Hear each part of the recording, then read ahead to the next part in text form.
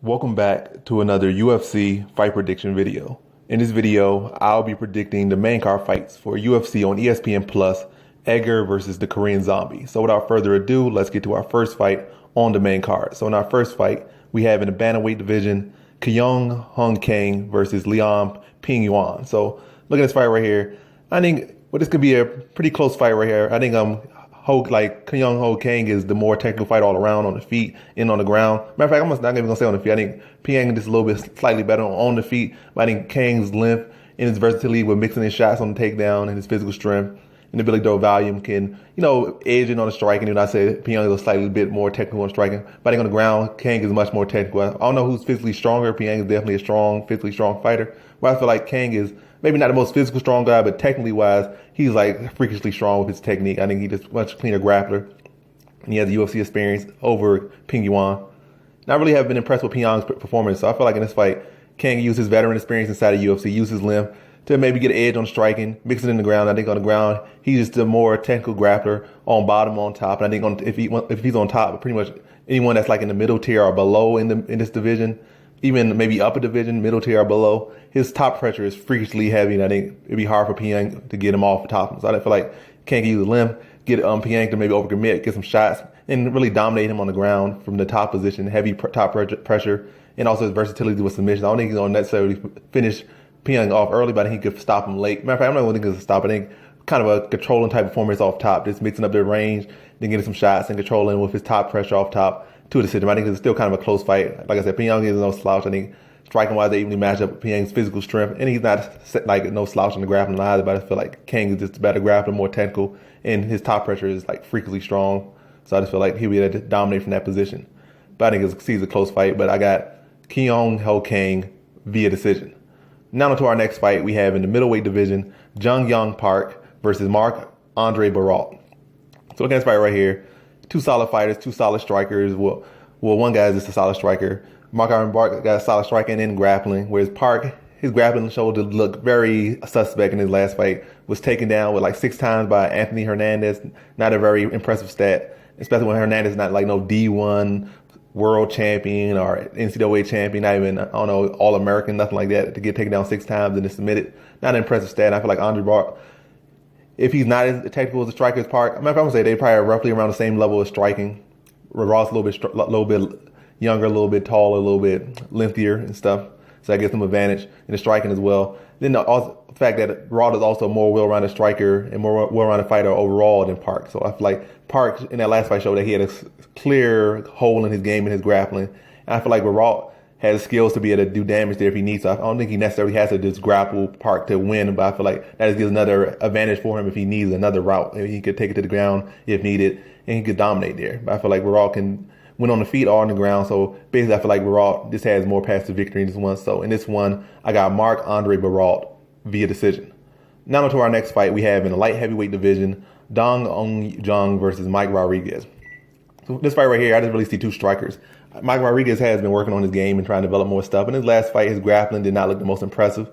And he did look kind of like fall flat in that form. But his opponent did test positive at the fight. I think the fight was overturned, so pretty much erased off the books. I think he'll learn from that one. Jung, I think when he came in, he fought Cadis and Bragimov. And his striking defense didn't really look that impressive. Like, his record is mostly finishes via TKO and stuff and striking. So I'm not really that much impressed with his grappling. But in his fight against Bragimov, his striking defense didn't look that impressed. Like, he was just getting pieced up at first, and basically and Bragimov got tired of punching him, and then he just took advantage and choked him out. In this fight, like Mike Rodriguez, light on his feet. He's more rangy with the strikes, got more power, more pop. And he also has that UFC experience. So I feel like in this fight, it's not really an area where they just any of them have necessarily a huge advantage on the other one. I just feel like in the areas where they're both strong, I think Rodriguez is better. And like I said, it's faster, better fight on the outside, can pick his shots, more versatility in his strikes, some more speed, more power, and a little bit sharper. And also that UFC experience is going to be a bigger factor in this fight.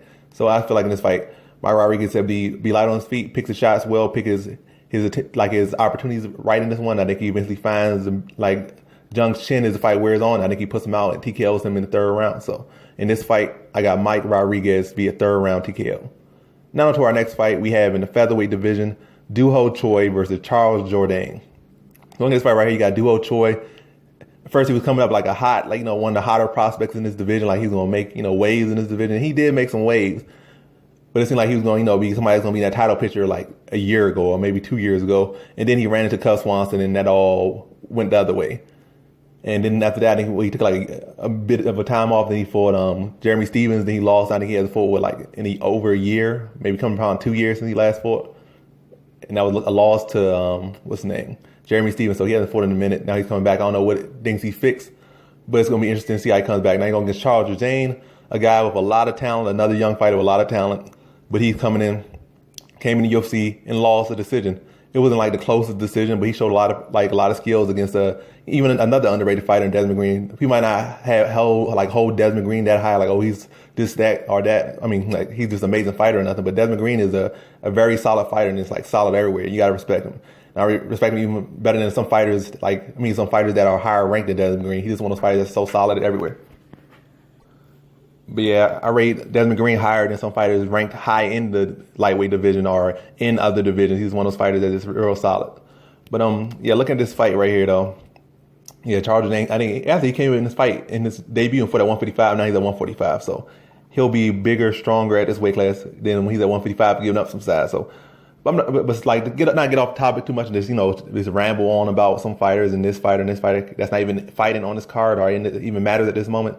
But what I see in this fight, as far as with Charles Jourdain, I see he's a much more well-rounded fighter than Doo Ho Choi. What Doo Ho Choi was or is, I don't know if he changed anything. He's a fighter with a good right hand.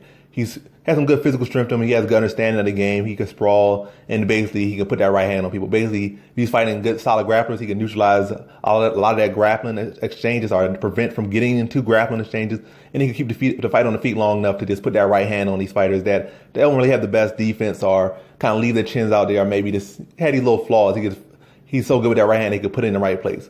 But when he was put against a striker that had experience and wasn't just there to be hit, he got stopped. I mean, he lost against Cus Swanson. And then when he fought another striker who just had experience in Jeremy Stephens or a fighter with experience, and that just didn't play to his game or wasn't like tailor-made for him, he lost again. So it's like Doo Ho Choi really hasn't shown an ability to fight anything like the other way. Like he can do real well against maybe lesser strikers than him, like significantly lesser strikers than him, or people with big flaws in their striking, or grapplers with not the best striking that he can neutralize their takedown and just put that right hand on him.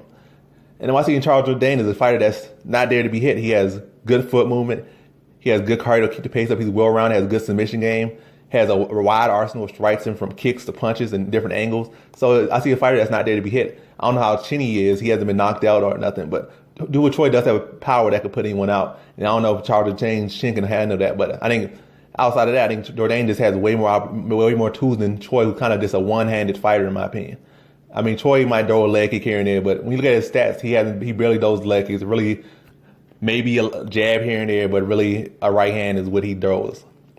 Like I said, I just feel like Jourdain's just more well-rounded than him. I don't know if Choi made any necessary improvements, but as far as what I'm judging based off from when I last seen him, I think Charles Jourdain has a skill set that can cause Choi some problems. I think Jourdain could beat him on the decision. I think he could mix in some angles, mixing strikes, and not just really be in that position, just standing in front of him to get hit by the right hand, or just standing stationary too long, or flat-footed to get caught by that. I think Jourdain's light on his feet, always on his toes, always moving, mixing angles, and I think he can mix it to the ground. I mean, mixing some grappling, and make this a really, fight a real technical fight, and edge out of this decision over to favor Doo Ho Choi. So in this fight, I got Charles Jourdain via decision. Now to our co-main event, we have in the light heavyweight division, Volkan Oezdemir versus Alexander Rakic. So look at this fight right here. You got Oezdemir versus another young prospect in the light heavyweight division in Alexander Rakic. When I see the fight right here, Oezdemir, in my opinion, will probably be the better striker in this one. Rakic is no slouch in striking, but I feel like it's not necessarily his advantage is the better striker in this one. That goes to Oezdemir with his background and with his accolades. That goes to Oezdemir. But I feel like Rakic he's the more well-rounded fighter. That's where he thrives at. He's going to be taller, 6'5", versus 6'2", 6'3", well, probably 6'2" Oezdemir. So Rakic's taller. He has the range. And he has the versatility. He can mix in different takedowns, mixing grappling. And he has the cardio as well. I feel like Oezdemir can be strong early.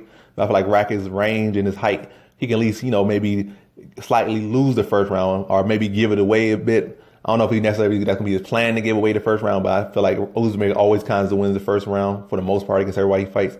But I feel like Oezdemir, he's improving, and that's a dangerous thing that Oezdemir is still improving at this point. and he's still a young fighter at this point.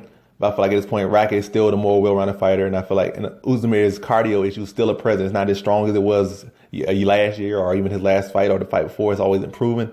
But I still feel like these later rounds, his work rate dropped, and I feel like Rakic can take advantage of that, use the rain, maybe kind of, like I said, kind of give up that first round, and the second round pick it up, and then the third round he can start to break away, mixing the takedowns, different looks, and beat Oezdemir to the decision. Like I think Oezdemir is a very underrated fighter, but I feel like Rakic is really just one of these fighters that's in this division that's really coming up here to make waves in this division.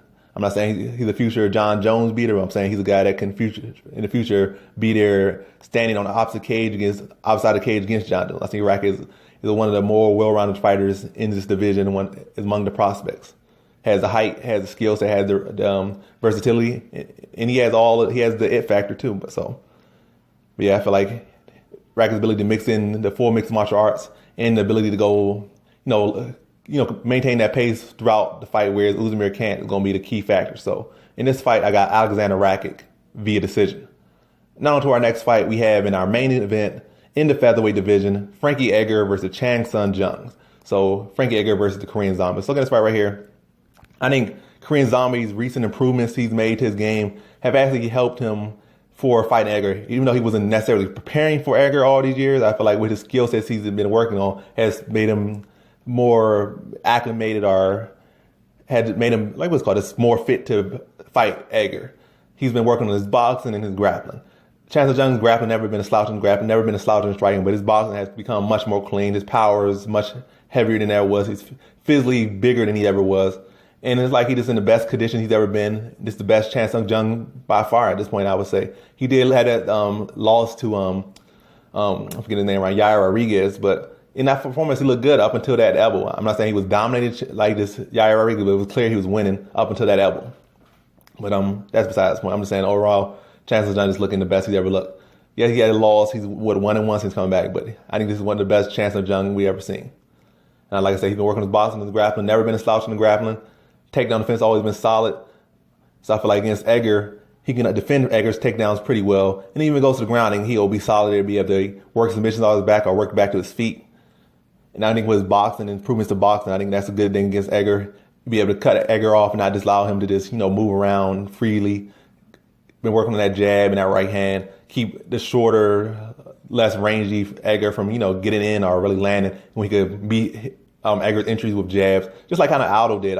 Aldo had good reflex, good jab, and he could keep Edgar from really, having, starting his pace up. Because when he tried pacing and coming to entries, he gets caught with a jab. Or Edgar, now every time, I feel like, I'm not saying Chang Sun Jung has Aldo-like reflex, but if you have a jab, had that power, he can definitely tag Edgar on the entry, stick them jab, maybe mix in the right hand right there, catch him. But I feel like in this fight, Chang Sun Jung is able to deal with Edgar's wrestling, and if it does go to the ground, he's able to hold his own there, get back to his feet, maybe even throw in some submissions, and get back to feet and win with his boxing, win with his striking, and not allow Edgar to get into his paces, like I would say. But yeah, on Frank Edgar's side, he definitely has some chances. His wrestling is still very dangerous. He's still a very dangerous fighter. Still had a competitive fight with Max Holloway just in his last fight. But I just feel like Chang Sun Jung's style just kind of favors him in this matchup right here. So it's like, in this one, I'm just going to lean to Chang Sun Jung. Like I said, he can. And also at this point in Edgar's career, he's not as durable as he once was years ago. Like he can't take as much damage as he can before. And in this fight, he can't even lean to the wrestling like he would in the past, because he's not going to say like a guy that he can just take down and doesn't have the grappling to really, deal with him. He's going against a grappler that can defend his takedown as well as work off his back if needed to get back to his feet or like attack with submissions off his back. Maybe even get some reversal. But Frank Edgar's base is pretty heavy. We haven't really seen Edgar sweep, so I doubt that happen. But maybe some sweep attempts to get back to the feet, like one of those sweep attempts. But yeah. In this one, I feel like I said, I kind of say my prediction for one a couple times. I feel like Chang Sun Jung will be able to keep it on the feet. And if it goes ground, he'll be able to get it back up. And I think his improvements in his boxing and his heavier hands, his more conditioning, getting bigger, especially with Frank Edgar trying to cut down. I think Frank Edgar will have a tough time trying to, be physical and trying to mix it up. And I think with his boxing, he'll be able to keep Frank Edgar at bay and not really able to get in his pace. And I think eventually he starts to wear on Edgar with his power. I think he puts him away in the fourth round. So in this fight, I got Chang Sun Jung via fourth round TKO. And that concludes my fight predictions for the main card of UFC Fight Night on ESPN Plus, Edgar versus the Korean Zombie. And as always, thanks for watching.